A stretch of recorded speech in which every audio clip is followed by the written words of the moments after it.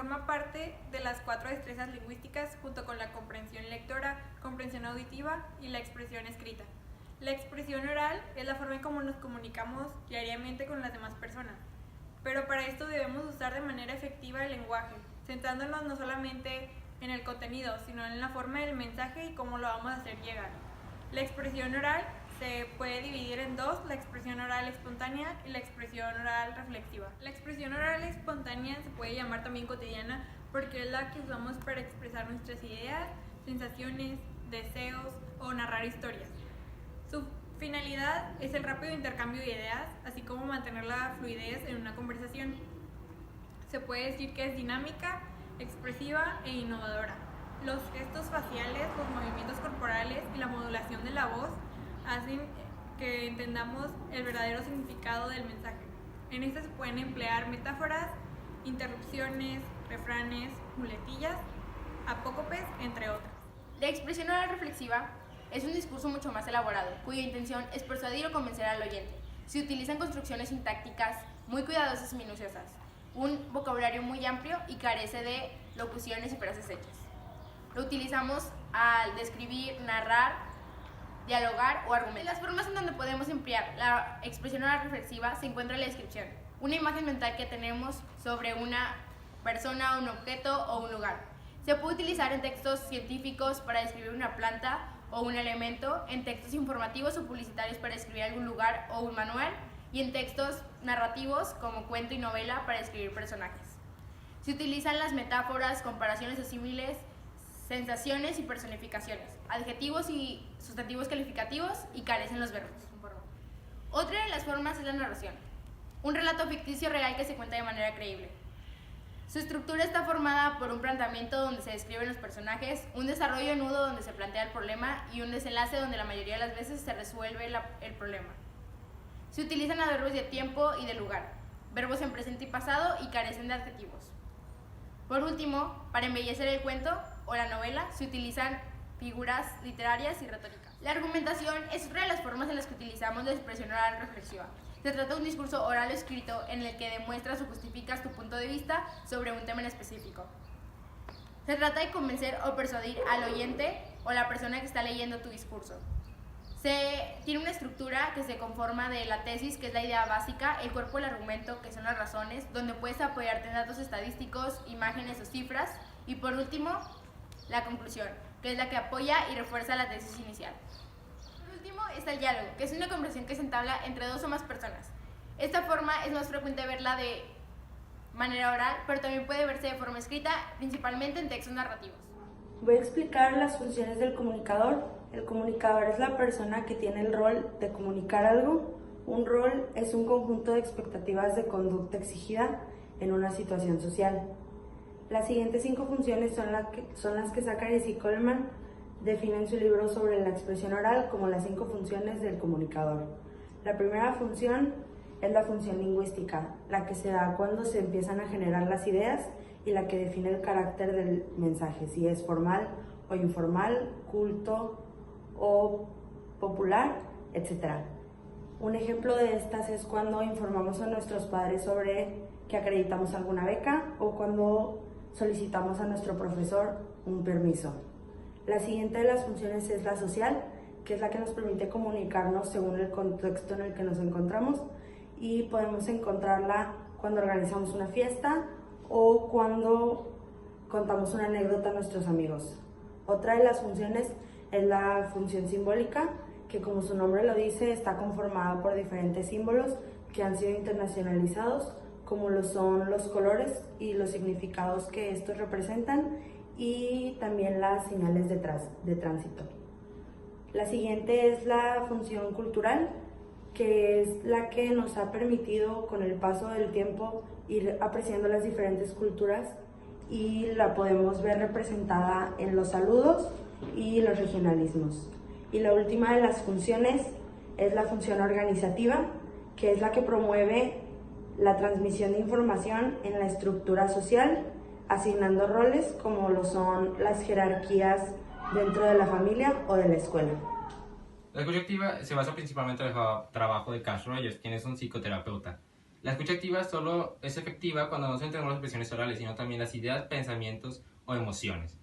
También se requiere una buena comunicación, pero esta solo es efectiva cuando se da a través de un proceso dinámico y dialéctico. Esto quiere decir que es de ida y vuelta. Damos un mensaje y la otra persona no solo escucha, sino que lo entiende. Sin embargo, hay varios obstáculos para esta escucha activa. Uno de ellos es la atención dividida, que es hacer varias cosas al mismo tiempo y no damos al 100 en ninguna, por lo tanto no es el 100% de nuestra atención. Otro podría ser la atención a nosotros mismos. Creemos que nuestro discurso será más importante o lo que nosotros vamos a responder es más importante, entonces no prestamos el 100% tampoco. Otro sería pretender que escuchamos, que es dar contacto visual, pero estar pensando en otras cosas como qué haré en la tarde o cómo realizaré la tarea o cosas por el estilo.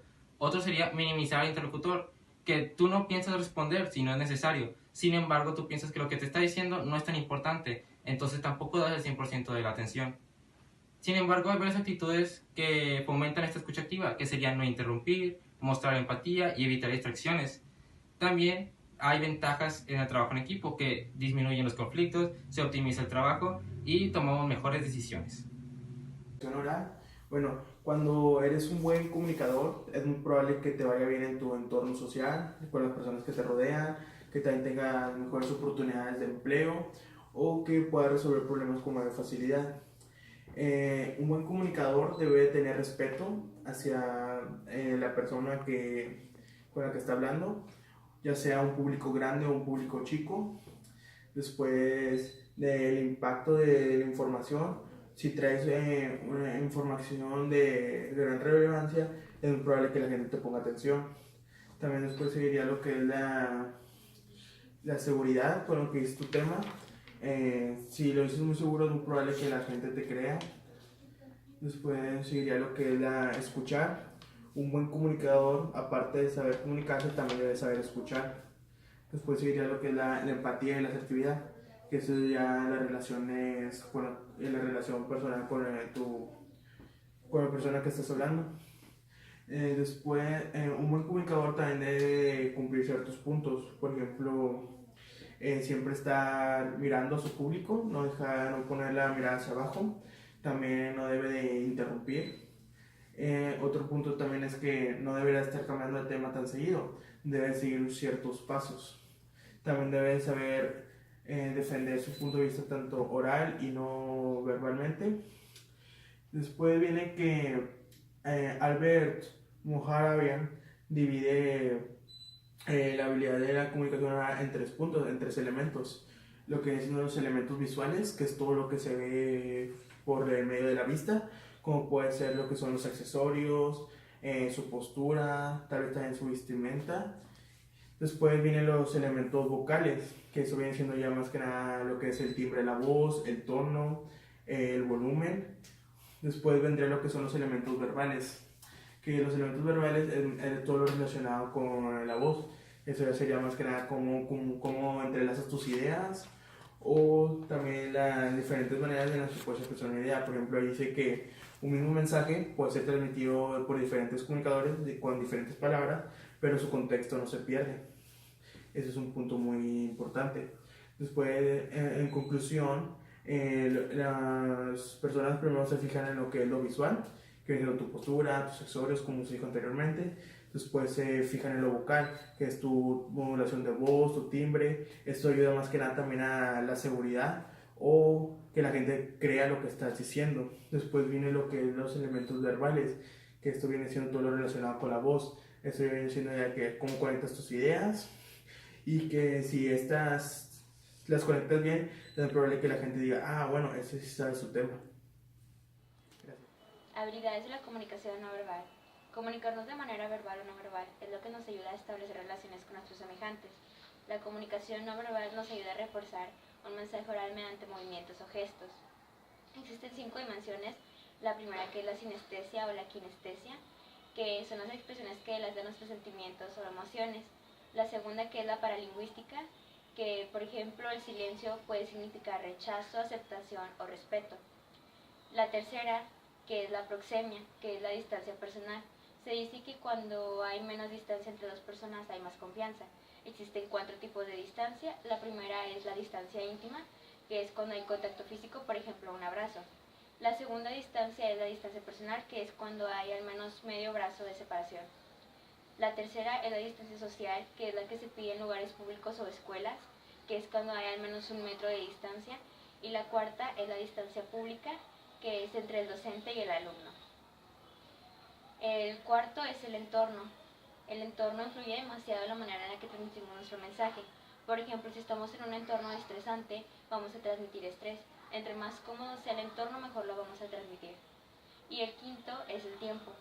Te puedes dar cuenta de cómo si una persona está apurada o viceversa por la manera en la que transmite su mensaje. Hay el lenguaje universal, que son las expresiones o gestos que son aceptados por la mayoría de los países. Por ejemplo, el OK, que significa aceptación o estar bien. También la V, que significa victoria o significa amor y paz.